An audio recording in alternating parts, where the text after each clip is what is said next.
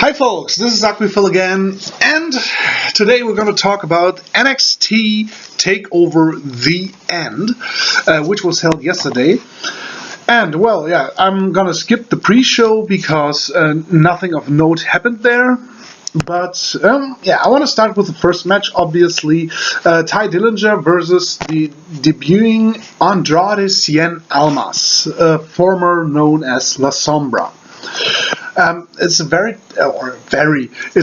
they both begin with some technical wrestling looking, they want to see where they each stand, and yeah, Ty Dillinger gets a little bit better off in the beginning, and Andrade, he shows off he shows off with certain stuff. He feints a dive and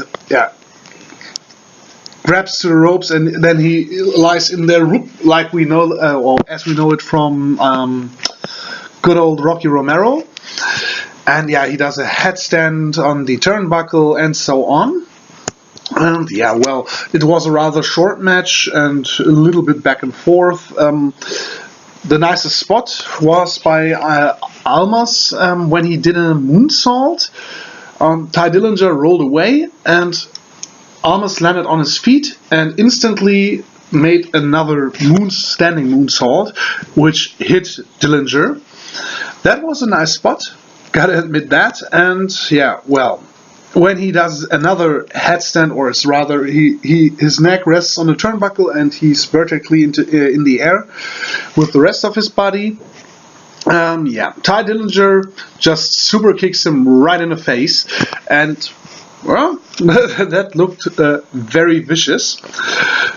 And in the end, of course, Andrade wins, and it's a short but nice match. That Andrade wins was, given, because why would somebody like him, who was a little bit hyped beforehand, debut at an NXT special event and then lose? Would make no sense whatsoever. So, well, he was the obvious choice to go with. The next match was the NXT Tag Team title match between American Alpha and The Revival.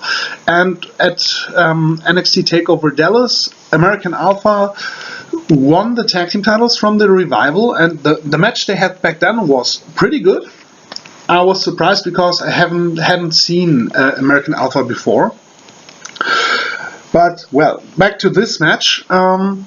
It's obvious it's technicality and speed on American Alpha's side, and the toughness, the brawler attitude, and of course the unfair tactics on the other hand with The Revival. And yeah, there are some nice sequences, and the crowd is totally hot for American Alpha. They're as over as you can be, and yeah, the crowd really loves them. And yeah, in the beginning they dominate a little bit, but yeah, The Revival, they get back into the game by distracting the ref and doing their unfair tactics. Well, there's always the question, why is a trained referee so dumb that he doesn't see what is going on here? But well, you gotta take that one, because The Revival are heels, and if they don't do stuff like that, well, you might as well cheer them. Let's just say we gotta go with a suspension of disbelief here for the sake of the match, because a referee at times has to be a little bit dumb or lose the focus a little bit. Otherwise, the heels would have to work a lot smarter. Anyway, they get back in the game with unfair tactics, not only this time, but a lot of times during the match. And then there's a build-up for the hot tag. Chad Gable is in peril, or in danger, whatever you want to call it. And yeah, they really built up that hot tag to Jason Jordan pretty well. it's often like, oh no, he didn't get the tag, or oh well, the Revival distracted the ref and he didn't see the tag. We all know where this is going, and yeah, it all comes to a cool counter by Gable, into an armbar or cross arm breaker in the ropes, and after that it really goes to the finishing sequence, and there's tons, and I mean really literally mean tons of near falls, and not exactly literally, but you know what I mean. There are more near falls than you can count on the top of your head, and yeah, in the end the Revival can counter into their finisher, and of course they win after that. Great match, really great match, and as good as their encounter in Dallas was, this one was even way better. It was really, really great. Best tag team match I've seen in a while, and let's face it, if this match would have been a tag team title match for the tag team title match at WrestleMania on the main roster, nobody would have had any reason to complain. I believe people would have loved to see such a match at WrestleMania in the tag team division. Well, the main roster is often behind when it comes to the mid-card titles. NXT is all about focusing on what is important, and this match here, it could have been the main event, would have been awesome, could have been the opener, it still would have been awesome. They give the divisions the time and attention they deserve.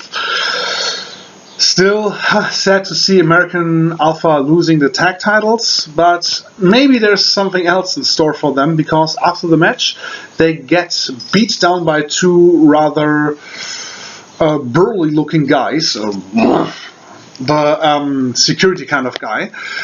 I didn't recognize the two, I don't know who they are, but I think it was a pretty nice debut. It was a real exclamation point, destroying American Alpha and really beating them down. The most interesting thing about this was after the beatdown, Paul Ellering comes to the ring.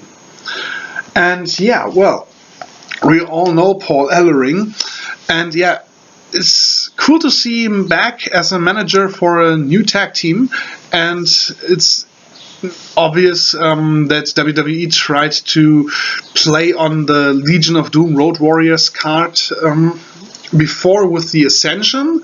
They're not exactly the Road Warriors kind of wrestlers in the ring, but well, their ring attire looks a little bit like exactly that, like a cheap knockoff from the Road Warriors. And of course the Ascension, I never was a big fan of them, but yeah, what happened to them in the main roster, it's a shame. Why push a tag team in the NXT with the NXT events and then have them debut in the main roster just to drop the ball on them? Happened with Tyler Breeze, happened with at the moment at least Apollo Crews.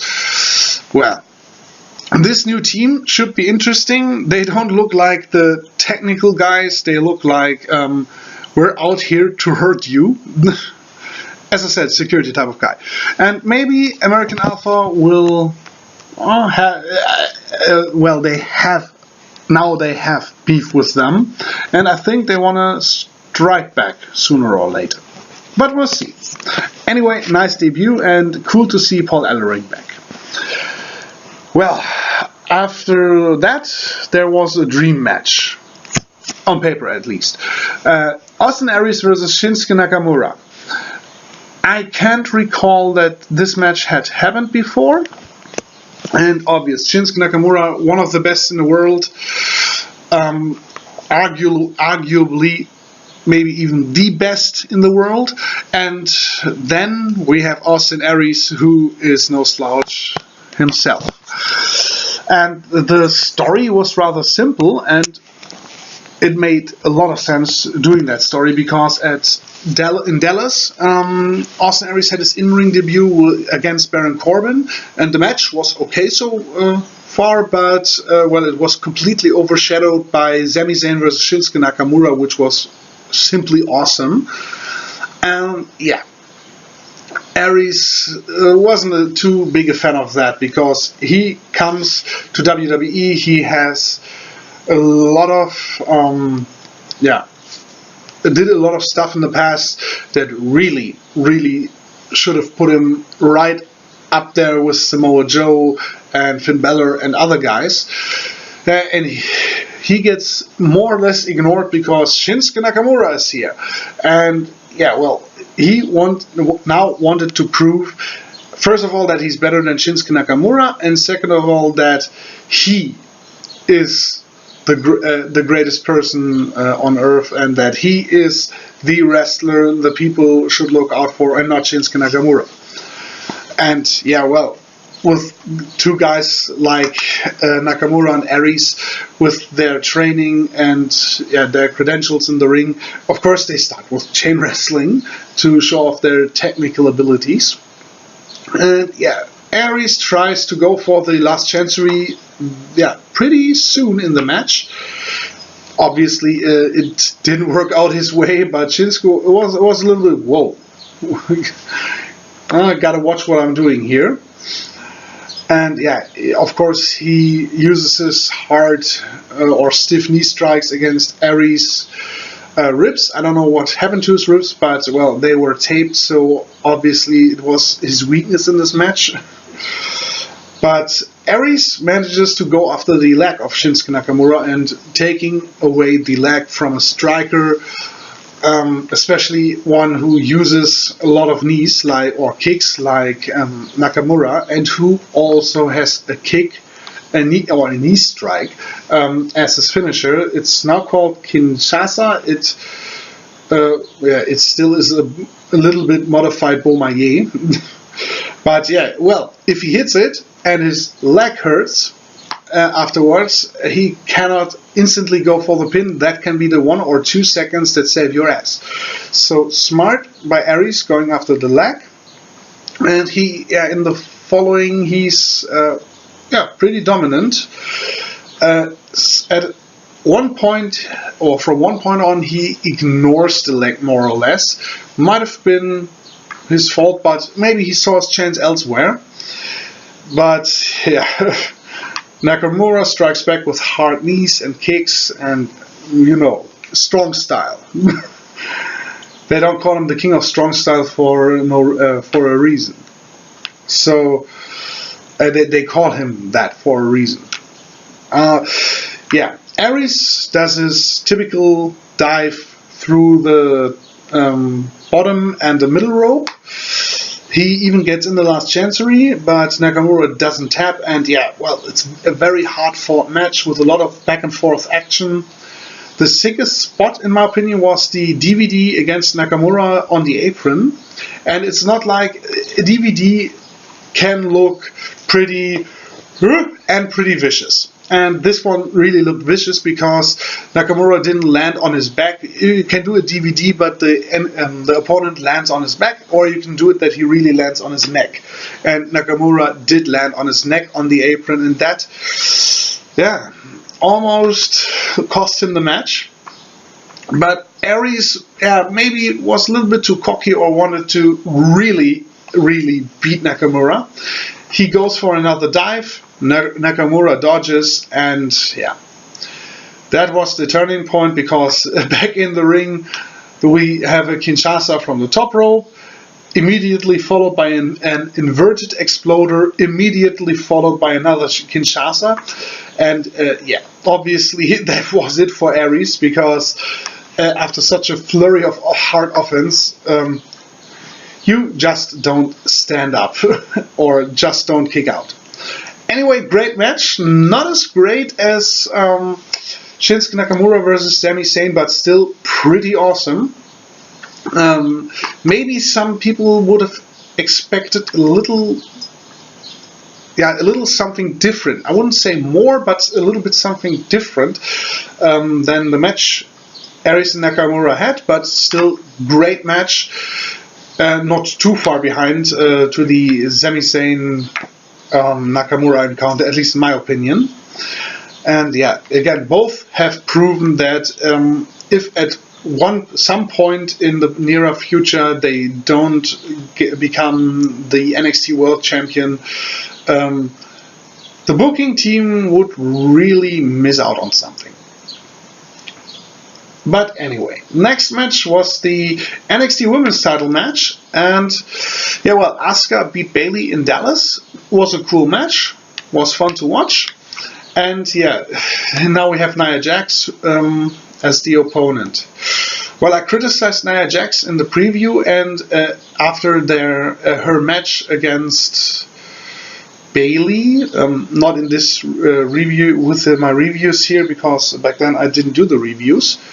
Or was it in London? I don't really recall when they had their matches. I've got to take a look here. Well, it was in December.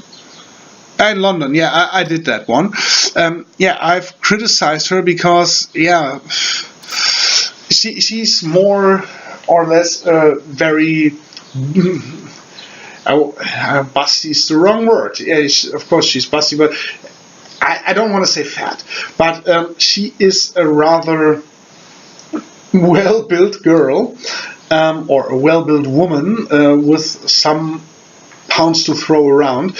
And yeah, against Bayley, she mostly used just her weight, not exactly power, or she just used her weight, and not even in the most efficient way. And I was surprised and impressed that she, since TakeOver London, did work on herself. She used more power moves. She used her weight a little bit more intelligent here. Not as simple as, oh, I'm gonna sit down on you, or try to suplex me. You can't do it. She really used it better this time. And yeah, the story, of course, with Asuka, it obviously is pretty similar to the match she had with Bayley, but Asuka, well, as small and yeah, compared to Nia Jax, harmless, or yeah, possibly overpowered, or yeah, overpowered Nia Jax looks compared to Asuka. Yeah, Asuka has a little different, well, her offense is a little bit different from Bayley's, and of course she can use many parts of her offense against Nia Jax, because if you kick the shit out of somebody, it doesn't matter if he's 10 feet tall or weighs 500 pounds, you just don't care. You can do that with such an opponent. And thus, this match still is Nia Jax being dominant, being brutal, and yeah, Asuka having to pick her spots to really hurt Jax. But, well, this time around, compared to the Bayley-Nia Jax match, it's a little bit more even matched. Asuka looks like she has no chance in hell against Nia Jax because she's a pretty small woman compared to Nia Jax, but, well, she is vicious. I mean, if she stepped in the ring with Brock Lesnar, she could step in the ring with Brock Lesnar, her kicks still would hurt him. It won't happen, but I would say, or I couldn't say, whom I pity more. Whom I would pity more, because, yeah, Asuka's kicks are vicious, and even Brock Lesnar would feel them. But yeah, that's a different thing. Asuka, of course, goes for some submissions, and goes for some kicks and strikes and whatever. And in the end, Asuka, of course, wins. And the finish is pretty much like Velasquez versus Brock Lesnar at the UFC event where Lesnar lost his title, because Velasquez, imagine, he's half as wide as Lesnar, maybe a head shorter. That's of course it's not literally so, but yeah. You know what I mean. It looks that way. And he just storms to Lesnar and kicks and punches the shit out of the big guy, that Lesnar is completely overwhelmed and overpowered. And yeah, Velasquez won. And that's what happened here in the end. Asuka just hit some vicious kicks against Nia Jax, and it was like, no matter who would have stood there, they would have gone down. And that's what I like about Asuka. She's a pretty mean little woman. Anyway, the match, I liked it because I was positively surprised by it. I didn't expect much, and Nia Jax has improved since NXT Takover London, and Asuka is awesome. There's no doubt about it. Coming last on the card was the NXT title cage match between Samoa Joe and Finn Balor. And yeah, I'm gonna be honest here, there were escape rules. I fucking hate escape rules. It doesn't make sense that you would lock two guys in a cage, and yeah, the winner isn't who walks out of the cage still standing, but the winner can be the guy who escapes. You practically give the win to somebody who ran away in the end. Luckily, pinfall and submissions counted here too. And yeah, in the beginning, Balor gets the better start, but Joe, obviously has watched Asuka versus Nia Jax and had thought to himself, well, being ruthless and vicious might help me. Well, Joe is always vicious and ruthless, but so he can, he gets back into the game or back into the match, and yeah, it's pretty much hard fought back and forth action. One noticeable thing was Joe's enziguri when both were at the cage wall climbing it. Balor again fell down between the ropes and the steel cage. Joe just plops to the ground. Looked funny and like it hurt, but anyway, as I said, it's a good hard fought match, good drama in the end, and Joe hits the top rope muscle buster for the win. And yeah, it's nice to see that this one was finished with pinfall, because that's how a cage match should end. Pinfall or submission. The match itself was good, very good, but yeah, in the end, for NXT TakeOver, the end, the big final match between Samoa Joe and Finn Balor, it came off a little disappointing because it wasn't a huge step forward from the last match, which I pretty much liked because the whole drama with Joe's cut added to it, and this one had the intensity and the wrestling to be on par with that main event, but it didn't top it. It didn't feel like this feud now is over. And well, it was no exclamation point behind the feud. It was just the end of the feud. But still, great match. And overall, NXT TakeOver the End was an awesome event, better than anything we have seen by the main roster this year, or this year anyway. And yeah, one can argue which one was better, TakeOver Dallas or TakeOver the End. I don't want to get into it too much. I liked the End a little bit better because Aries versus Nakamura wasn't as good as Sami Zayn versus Nakamura, but it still was great, and it was pretty close. Not too close, but pretty close to Zayn Nakamura. And the NXT Tag Team title match was stellar. It was a lot better than the already good match at Dallas. The women's title match, actually, I liked them both rather equally. So I wouldn't put up any favorite here, and the main event is yeah, maybe a little bit better than the last one.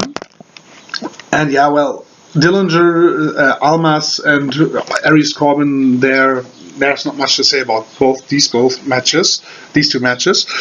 So I'd put Takeover the End a little bit ahead, just because the difference between both tag team matches is bigger than the difference was between the Aries match and the Zayn match. But I'm talking too much at the moment, so hopefully you'll tune in next time for whatever I have in store next. Well, Dominion is about to come, as well as Money in the Bank. So, and there's still a lot of stuff to talk about. So long.